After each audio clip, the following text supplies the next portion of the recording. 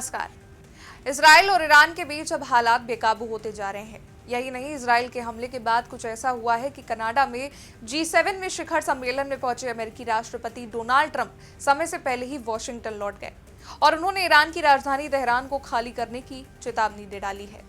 जैसा कि सभी जानते हैं कि पिछले 4 दिनों से ईरान और इजराइल के बीच जंग जारी है। दोनों ही देश एक दूसरे पर हवाई हमले कर रहे हैं। कल ईरान की राजधानी तेहरान में इजराइल ने कई बार एयर स्ट्राइक की, जिसके जवाब में ईरान ने इजराइल की राजधानी तेल अवीव और हाइफा पर बमबारी की। देखा जाए तो दोनों देशों के बीच अब हालात बिगड़ते जा रहे हैं। इजरायली पीएम बेंजामिन नेतन्याहू ने जंग खत्म करने को लेकर कहा है कि अयातुल्लाह खामनेई की हत्या से जंग बढ़ेगी नहीं बल्कि खत्म होगी। तो उधर तेहरान में इजराइल की बढ़ती एयर स्ट्राइक को लेकर भारतीय दूतावास से लोगों को बाहर निकालने और सुरक्षित जगहों पर भेजने के लिए कहा गया है। वहीं आपको बता दें कि तेहरान में मची तबाही के बाद अमेरिकी राष्ट्रपति डोनाल्ड ट्रंप ने भी बड़ा ऐलान किया है और उन्होंने तेहरान में रहने वाले सभी लोगों को तुरंत शहर खाली करने की चेतावनी जारी की। यही नहीं, अमेरिकी राष्ट्रपति डोनाल्ड ट्रंप जो कनाडा में G7 शिखर सम्मेलन में भाग लेने पहुंचे थे, अब वो वॉशिंगटन वापस लौट चुके हैं, जिसके बाद ये दावे किए जा रहे हैं कि ईरान इजराइल तनाव के चलते ट्रंप वापस लौटे हैं। हालांकि इसी बीच ट्रंप ने अपने सोशल मीडिया प्लेटफॉर्म एक्स पर अपने अकाउंट ट्रुथ सोशल से एक पोस्ट किया है और कहा है, फ्रांस के राष्ट्रपति इमैनुअल मैक्रों प्रसिद्धि पाने की कोशिश कर रहे हैं। उन्होंने गलत तरीके से कहा कि मैं कनाडा में हो रहे G7 शिखर सम्मेलन से इजराइल और ईरान के बीच सीज फायर काम करने के लिए वॉशिंगटन DC लौट गया।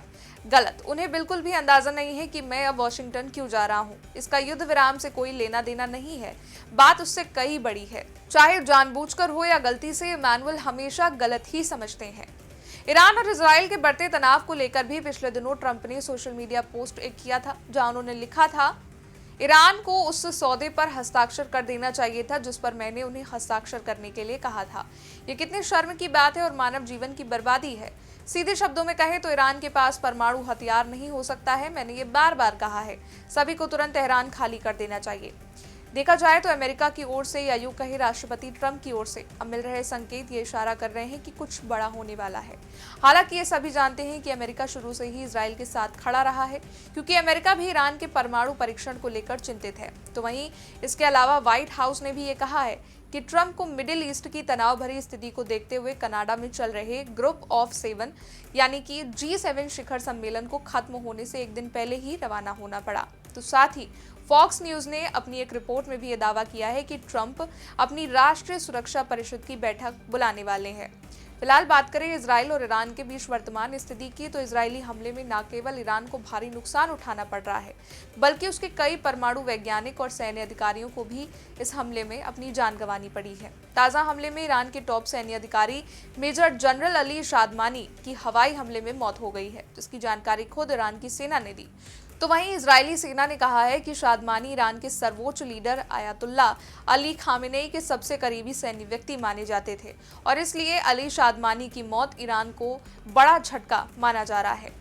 यही नहीं, इसके अलावा इजराइल ने सोमवार रात तेहरान में ईरान की सरकारी TV channel IRIB news channel के ऑफिस पर भी बमबारी की थी और इसका एक फुटेज अब सोशल मीडिया पर वायरल हो रहा है और इसमें साफ देखा गया है कि ईरानी टीवी एंकर जब न्यूज पढ़ रही होती है तभी अचानक बिल्डिंग में बमबारी से गुब्बार के साथ चारों तरफ अंधेरा हो जाता है। इस हमले में 3 लोगों के घायल होने की जानकारी है। फिलहाल केवल इजराइल ही नहीं, ईरान भी लगातार इजराइल पर बैलिस्टिक मिसाइलों से हमला कर रहा है, जिसको देखते हुए चीनी दूतावास ने अपने नागरिकों को लैंड बॉर्डर क्रॉसिंग का उपयोग करके जल्द से जल्द इजराइल छोड़ने की सलाह दी है। मध्य इजराइल और दक्षिणी इजराइल के बीर शेबा इलाके में सायरन भी बजने की आवाजें सुनी गई हैं। जिन इलाकों में सायरन बजे हैं वहां के नागरिकों को अगले आदेश तक आश्रय स्थलों में रहने का निर्देश दिया गया है। देखा जाए तो दोनों देशों के बीच तनाव अब बढ़ता जा रहा है, जो एक बड़े युद्ध का संकेत है। दोनों ही देश एक दूसरे पर लगातार हवाई हमला कर रहे हैं। तो इसी बीच अमेरिकी राष्ट्रपति ने भी कई ऐसे संकेत दे दिए हैं, जिससे उम्मीद लगाई जा रही है कि ईरान और इजराइल के युद्ध को लेकर अमेरिका कुछ बड़ा करने वाला है। इस पर आपका क्या कहना है, ये कमेंट सेक्शन में बताइएगा। वीडियो को लाइक कीजिएगा, शेयर कीजिएगा और चैनल को सब्सक्राइब जरूर कीजिएगा। शुक्रिया।